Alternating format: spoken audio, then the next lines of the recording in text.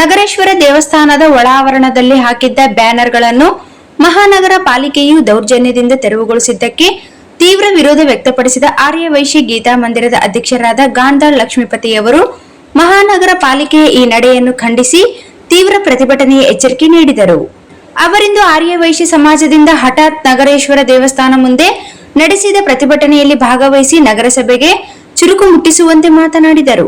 ಆರ್ಯವೈಶ್ಯರು ಮೂಲತಃ ಶಾಂತಿ ಪ್ರಿಯರು. ಹಾಗಂತ ಯಾರಾದರೂ ಕಾಲು ಕೆದರಿ ಜಗಳಕ್ಕೆ ನಿಂತರೆ ಸುಮ್ಮನೆ ಬಿಡುವುದಿಲ್ಲ.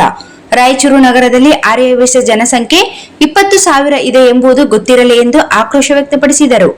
ನಾವು ಸಂಘಟಿತರಾಗಿದ್ದೇವೆ, ಹೋರಾಟಕ್ಕೆ ಸದಾ ಸಿದ್ಧರಿದ್ದೇವೆ ಎಂದು ಎಚ್ಚರಿಕೆ ನೀಡಿದರು. ನಮ್ಮ ಹೋರಾಟ ಪಕ್ಷಾತೀತವಾಗಿದೆ. ಇಲ್ಲಿ ಶಾಸಕರಾದಿಯಾಗಿ ವಿವಿಧ ಪಕ್ಷಗಳ ಮಹಾನಗರ ಪಾಲಿಕೆ ಸದಸ್ಯರು ಇದ್ದಾರೆ. ಎಲ್ಲರ ಸಹಕಾರವೂ ನಮಗಿದೆ. ತಕ್ಷಣ ಮಹಾನಗರ ಪಾಲಿಕೆ ತನ್ನ ತಪ್ಪನ್ನು ತಿದ್ದುಕೊಂಡು ಮತ್ತೆ ಬ್ಯಾನರ್ ಅಳವಡಿಸಲು ಅವರು ಮುಂದಾಗಬೇಕು. ಇಲ್ಲದಿದ್ದರೆ ಮಿಂಚಿನ ರಸ್ತೆ ತಡೆಯ ಹೋರಾಟ ಇನ್ನೂ ತೀವ್ರಗೊಳ್ಳುತ್ತದೆ ಎಂದು ಎಚ್ಚರಿಕೆ ನೀಡಿದರು.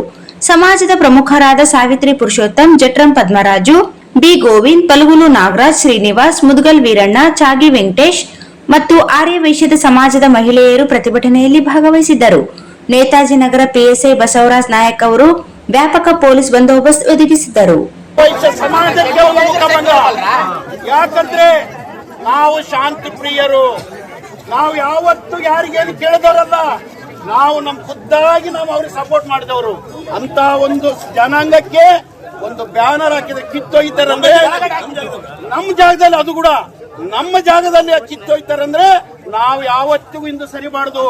ನಮ್ಮ ಒಂದು ಪ್ರತಿಭಟನೆ ಯಾವತ್ತು ಗಟ್ಟಿಯಾಗಿರ್ಬೇಕು. ಯಾಕಂದ್ರೆ ಇವತ್ತು ನಮ್ಮ ಸಮಾಜ ಏನನ್ನೋದು ಗೊತ್ತಾಗಬೇಕು. ನಾವೇನು ಕಡಿಮೆ ಇಲ್ಲ. ಇಲ್ಲಿ ನಾವು ರಾಯಚೂರಲ್ಲಿ ಸಂಖ್ಯೆಗಳ ಲೆಕ್ಕ ನಾವು 20,000 ವೋಟ್ ಸಿಕ್ಕಿವಿ. ನಾವು ಯಾವುದಕ್ಕೂ ಕಮ್ಮಿ ಇಲ್ಲ. ಆದ್ರೆ ನಮ್ಮನ್ನ ಇಷ್ಟು ಕೀಳು ಮಟ್ಟಾಗಿ ನೋಡ್ತಾರಂದ್ರೆ ಆ ಬ್ಯಾನರ್ ಅವರೇ ಬಂದು ಕಟ್ಟವರಿಗೆ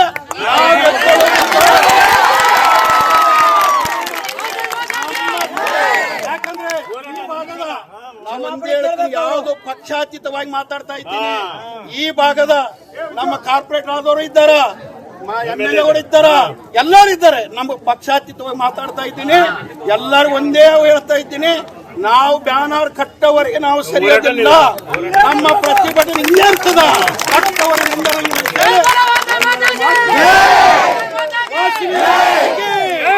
ವಾಸವಿ ಮಾತಾ